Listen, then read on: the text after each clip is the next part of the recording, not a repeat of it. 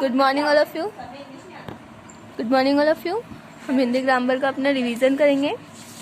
Lesson number 1, भाषा, लिपि और व्याकरण। भाषा क्या होती है?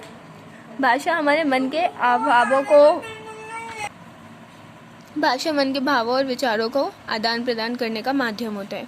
भाषा के दो भेद होते हैं, मौखिक और लिखित। मौखिक भाषा जो हम बोलकर प्रकट करते हैं, लिखित भाषा जो हम लिखकर प्रकट करते हैं। संसार में 22 भाषाओं जो हमारे संसार में बहुत सारी भाषाएं हैं। हमारे भारत के संविधान में 22 भाषाओं को मान्यता प्राप्त की गई है। मातृभाषा, जहाँ आपका जन्म होता है वहाँ जो भाषा बोली जाती है उसे मातृभाषा कहते हैं। राष्ट्रभाषा, जो देश में सबसे ज़्यादा बोली जाती है उसको हम राष्ट्रभाषा कहते हैं और हमारे देश की राष्ट्रभाषा हिंदी है। राजभाषा, जो हमारे जो ऑफिशियल वर्क होते हैं, सरकारी कामकाज होते हैं, उसमें जिस भाषा का प्रयोग होता है वो राजभाषा कहलाती है, तो वो हिंदी है। और 14 सितंबर को हिंदी दिवस मनाया जाता है।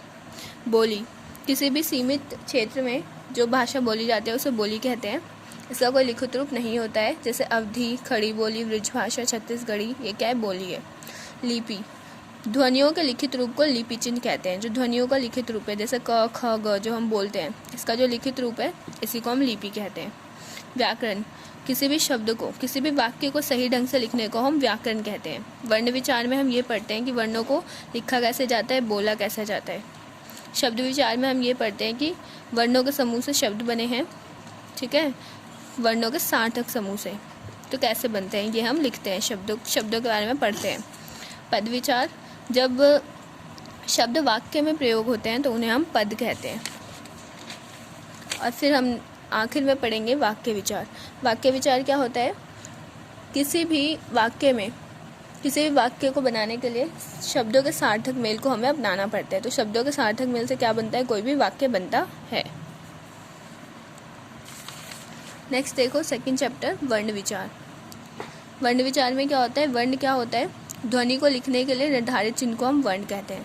तो ध्वनि को जो हम लिखते हैं क, ख, ग, ये क्या होते हैं? वर्ण होते हैं। और वर्णमाला क्या होती है?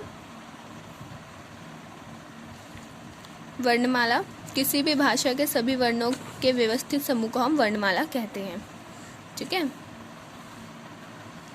जैसे क, ख, ग, च, छ, ज, झ, ये क्या है? वर्णमाला है। इंग्लिश में भी हमारी वर्णमाला होती है जिसे हम अल्फ़ाबेट कहते हैं। स्वर क्या होते हैं? जिन वर्णों का उच्चारण करने में वायु बिना किसी रुकावट के मुख से बाहर निकलती है उसे हम स्वर कहते हैं। हिंदी में 11 स्वर हमारे होते हैं। हर्ष स्वर, दीर्घ स्वर। हर्ष स्वर क्या होते हैं?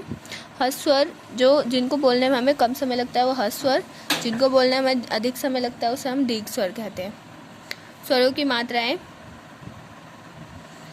मूल रूप में और मात्रा रूप में। हम स्वरों को देखते हैं कि मूल रूप में कैसे होते हैं और मात्रा रूप में कैसे होते हैं। फिर हमने उसमें पढ़ा अनुस्वर, जो आपके ये होते हैं ना, ये जो ऊपर बिंदी लगाते हो उसे हम अनुस्वर कहते हैं, ठीक है। और अनुनासिक, जो चंद्र बिंदु होता है इसे हम अनुनासिक कहते हैं। विसर्ग, ठीक है। व्यंजन क्या होते हैं? जिन वर्णों के उच्चारण करते समय क्या होता है? मुख के किसी न किसी भाग से टकराते हुए बाहर आती है हवा, उसे हम व्यंजन कहते हैं।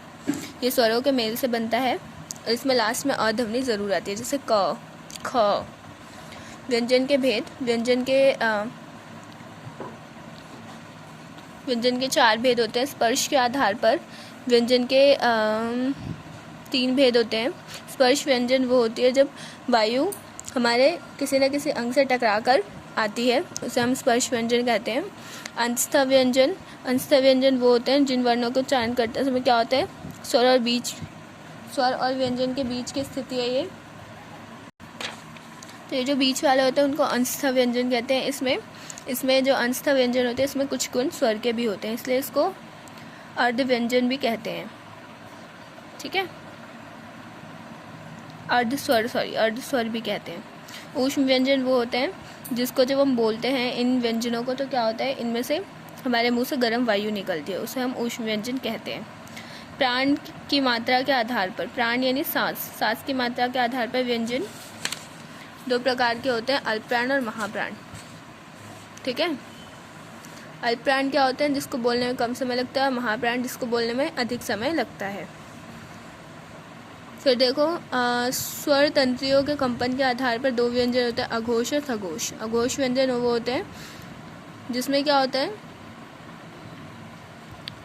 अघोष व्यंजन में हमारे स्वर तंत्रियों में कंपन नहीं होती है जब हम इसे बोलते हैं तो, और सघोष व्यंजन में जब हम बोलते हैं तो हमारी जो स्वर तंत्रियाँ हैं उनमें कंपन होती है।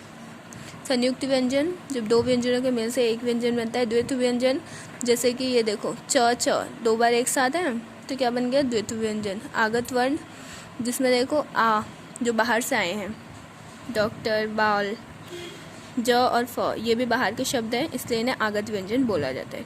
Thank you all of you for listening me.